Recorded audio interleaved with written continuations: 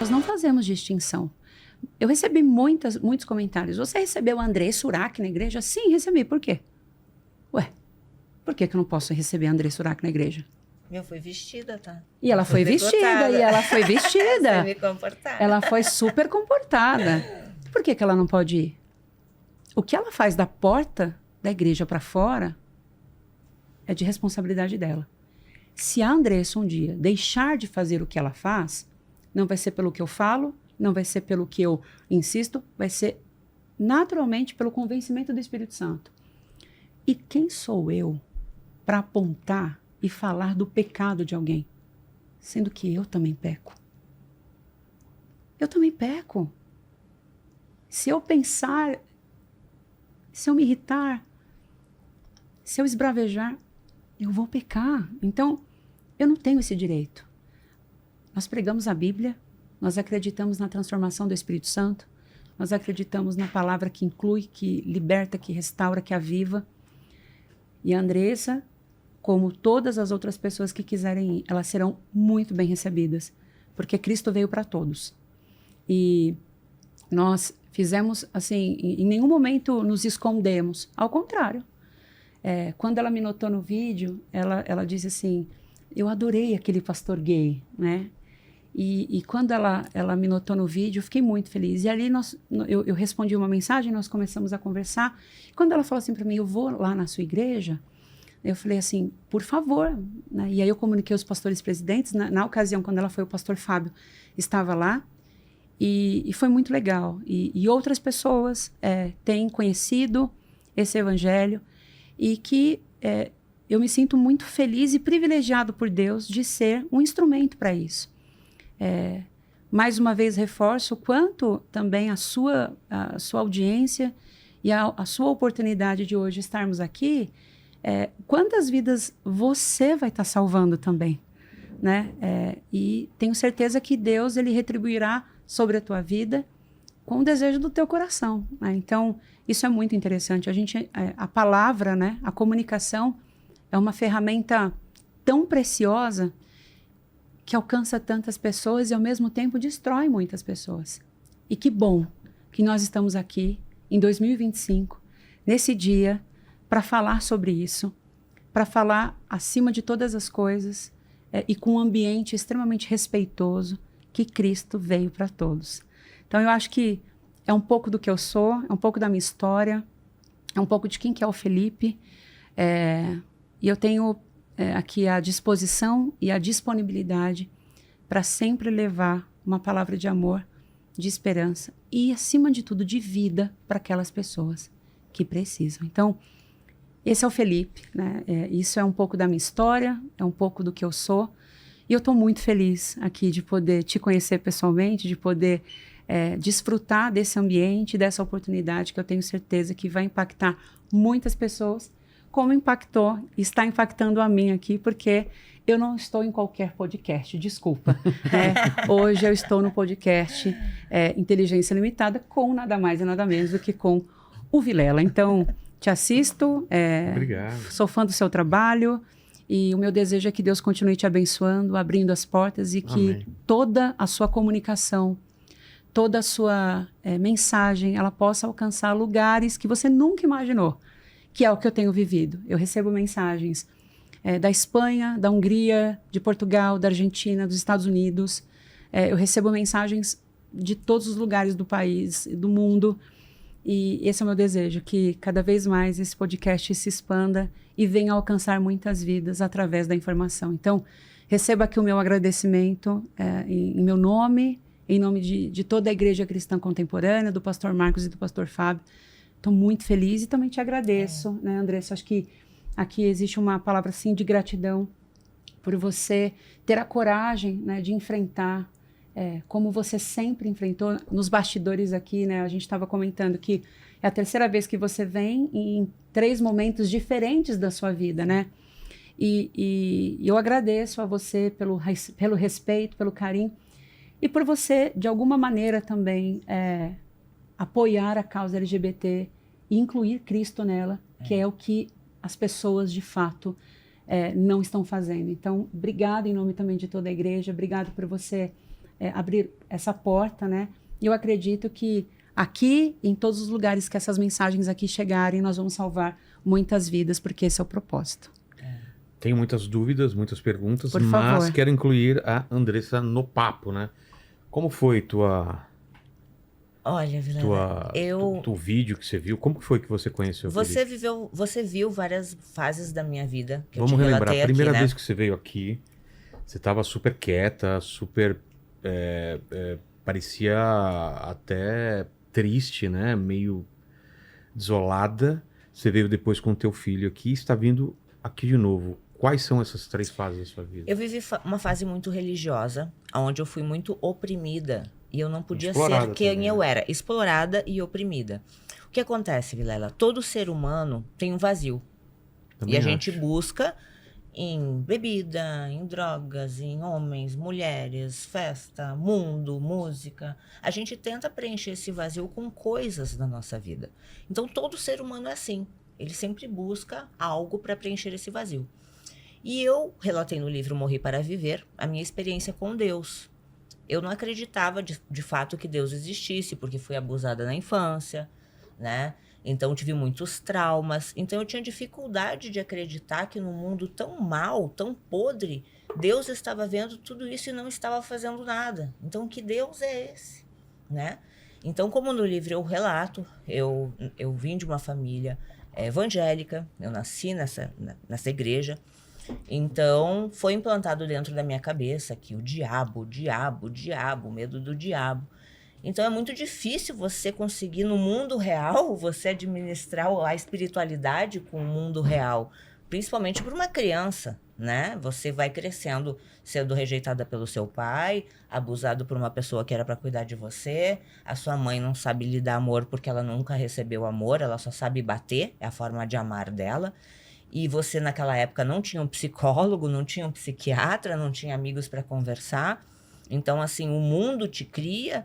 É muita informação para uma criança que é oprimida e ameaçada, que se contar para alguém, eu mato a sua mãe, né? Então, é tudo isso dentro da gente. A gente é uma bomba a ponto de explodir. Então, eu fiz esse livro, Morri para Viver, para contar tudo isso que eu vivi, justamente para ajudar as pessoas. Porque eu passei por uma experiência sobrenatural em 2014. Eu vi a minha alma saindo do corpo. Eu sei que existe um depois. Eu fui para o julgamento da minha alma. Você contou isso aqui. Entende? Eu vi tudo que eu fiz de errado e eu não tinha Jesus, eu fui condenada ao inferno, eu vi o espírito da morte e eu sei que eu estou viva porque minha mãe estava orando, pediu misericórdia e de fato estou aqui. Só que assim, em 2014, foi um choque muito grande. Imagina, você não acredita em Deus, né? Aí você passa por uma experiência sobrenatural, onde você vê a luz de Deus e você tem certeza. Porque o que eu vivi, eu sei o que eu vivi. Então, quando você vem com a gratidão. Você diz, meu Deus, eu tive segunda chance. Eu vou tentar ser a melhor pessoa do mundo. Meu Deus, o que eu faço para te conhecer, para te obedecer? Então, eu vim com essa sede de Deus, né? Dessa segunda chance. Mas, infelizmente, eu caí numa igreja errada. Eu caí numa igreja onde a minha família já frequentava há muitos anos. E eu sempre fui uma menina, assim, que eu sempre obedeci. Eu sempre fui obediente. Eu tinha um espírito de rebeldia? Tinha. Mas, no fundo, se eu gostasse, se eu admirasse, se eu me sentisse acolhida, eu obedecia, porque eu não tinha alguém para me cuidar. Então, quando alguém me cuidava, eu me entregava. E eu sentia esse acolhimento dentro dessa religião, mas eu sentia o interesse financeiro. Eu costumo dizer, eu fui mais usada na igreja do que na prostituição. Porque na prostituição, eu combinava com o meu cliente a hora do meu trabalho, eu satisfazia o meu cliente e ele me pagava por aquilo. Então, eu ganhava pelo meu serviço. Na igreja, eu fui usada literalmente, abusada psicologicamente, porque tudo era diabo. Então, você fica com medo, oprimida, achando que Deus vai te matar a qualquer momento, e você não tem o Espírito Santo, sendo que eu sabia do meu encontro com Deus. Eu sabia da presença do Espírito Santo. Eu fui curada das drogas, eu tinha vício em cocaína. Sabe? Eu sacrifiquei o meu eu por amor a Jesus. Eu nem me tocava porque eu achava que era pecado. Entende? Eu só ia ter relação sexual depois do casamento. Então, tudo que foi me dito pela religião, eu fiz. Eu fui obediente. Porque eu amava as almas. A minha vida era ganhar almas. Porque assim, Vilela, eu já vivi tudo desse mundo. Já viajei para vários países, já usei todo tipo de droga, já me relacionei com todo tipo de pessoas, já ganhei dinheiro, milhões na minha conta, carro importado, cobertura, animais de todos os tipos, macacos, égua, cavalos. Eu já tive tudo que o mundo quer, que as pessoas querem. E isso para mim é maravilhoso, porque assim, hoje eu sei apreciar isso com a minha família. Na época, o meu vazio não se preenchia com tudo isso, tanto que eu pensei em suicídio, sabe? Então, assim, quando uma pessoa chega a pensar em suicídio, é porque ela já não vê mais prazer em nada. Ela já tem tudo e não vê prazer em nada, né? A gente vê pessoas famosas que morreram, Claro. né? Sim. Se suicidaram e tinham tudo, diz, mas como? Porque imagina, eu era pobre. Vou ficar rica, vou ser feliz. Fico rica e nada preenche. Então, quando eu tive o encontro com Jesus, que eu sei da existência de Deus e eu estou viva para isso, porque quando eu estive no julgamento, eu disse, Senhor, deixa eu voltar. Eu vou falar aos 4 cantos do mundo que o Senhor é vivo. Esse é o meu propósito. Por isso que eu não tenho medo da morte, Vilela. Eu não tenho medo de ninguém. Eu enfrento igreja, enfrento bispo, enfrento jogador, quem for, eu não tenho medo da morte, porque eu sei que o dono da minha vida é Jesus. Eu sei que eu estou viva com um propósito. Então, quando aconteceu isso, em 2014, eu me converti, eu fui batizada com o Espírito Santo, eu fui para a igreja, eu me tornei uma pessoa muito religiosa, eu me tornei um fariseu. Porque assim, eles ensinam tanta santidade que tu te acha tão santo a ponto de ser melhor que o outro. Julgar. E tu impõe às pessoas a tua fé. Na minha casa, ninguém mais podia ouvir pagode. Na minha casa, não podia mais comemorar aniversário. Porque a religiosidade, absurdo, como eu estava sendo doutrinada para ser uma missionária, né? Eu estava doutrinada para ser missionária, porque lá só pode assim, tu só pode servir naquela igreja se tu não tiver nada no teu nome. Então, primeiro que eu tinha que me desfazer de todos os meus bens para servir lá. Só que eu não podia dar para minha família, tem que dar para Deus. Deus é o que? Um CNPJ? E eu comecei a ver coisas que eu não me agradava, porque eu pensei assim, peraí, eu como uma voluntária da obra de Deus, tenho que tirar arroz, leite da minha casa para levar para as pessoas no presídio, para levar para as pessoas na Praça da Sé, mas a igreja que recebe os dízimos, as ofertas, não tira nenhum dinheiro deles.